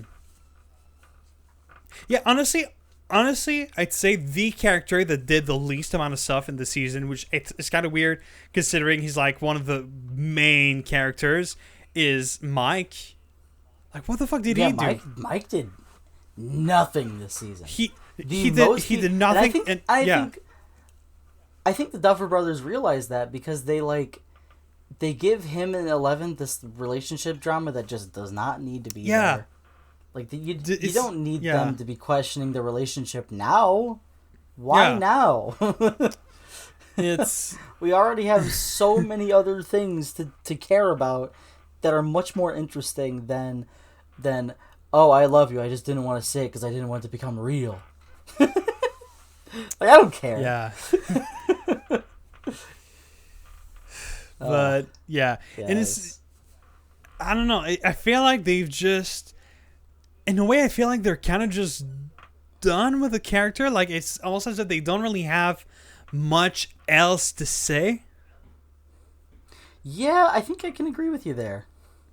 But I just also want to mention, like, it's been memed a lot, but I generally want to talk about that, like, about Will being kind of like not the loser, but just being the very unlucky character of the bunch.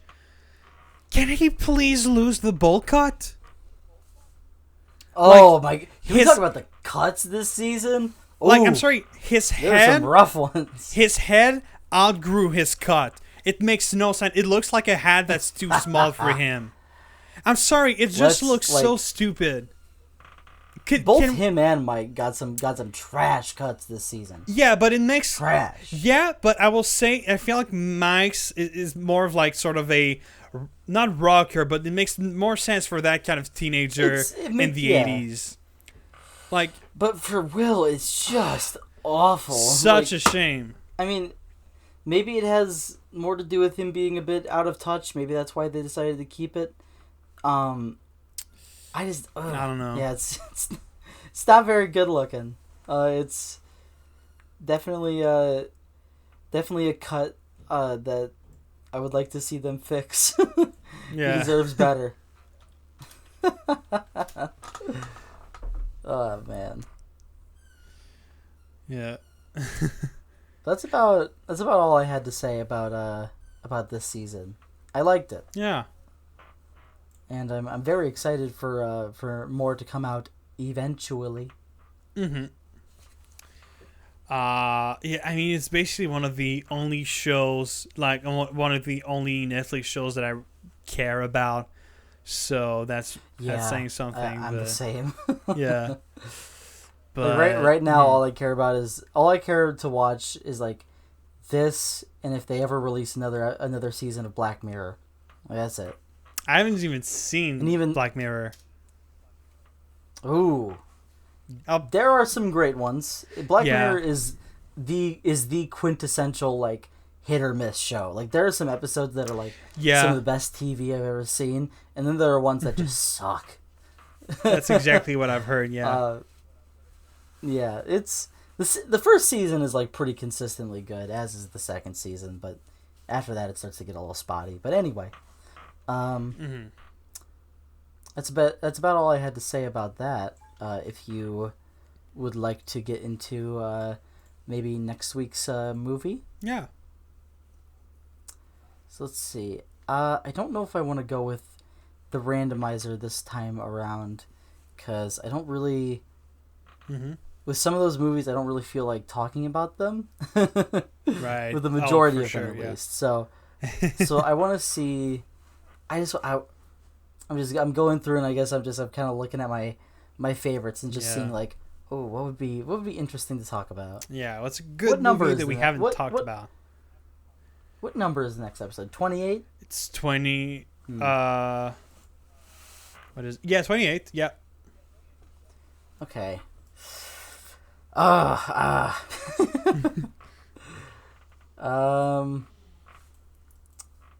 I am trying to think of a very good one for us.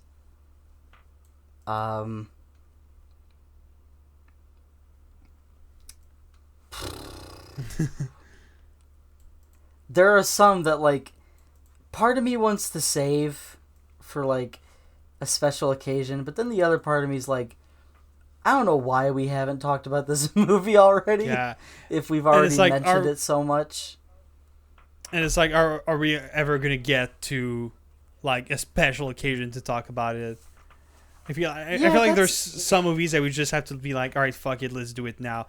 Like, we can. I was like thinking about that the other day. Like, we can't just wait Halloween for every horror movie, because there's too many horror movies and not enough Halloween. So, just an example. But I think yeah. Mm-hmm. The reason I'm bringing that up is because I think it finally might be time to talk about Parasite. Yeah. I'll say yes to that. We've gone on long enough. It's been many episodes. Year. It's an entire year. 27 episodes. An entire year of having a movie podcast that wants to focus a lot on foreign films, and yet we still have talked about Parasite. We didn't even talk about the best foreign film of like the last 10 years. Yeah. So, Parasite. That's all right. That's next week's episode, and I am beyond excited to talk about it. But I guess that's about it from me for now. If you've got anything to say before we go. I don't think so. Well, all right. I guess that's it then. Thank you, everybody, for watching this episode of Movie Dudes. We will see you next week with Parasite, and we hope you enjoyed watching. Like and subscribe and all that good stuff. And we will see you next time. Bye-bye. Bye. Movie Dudes.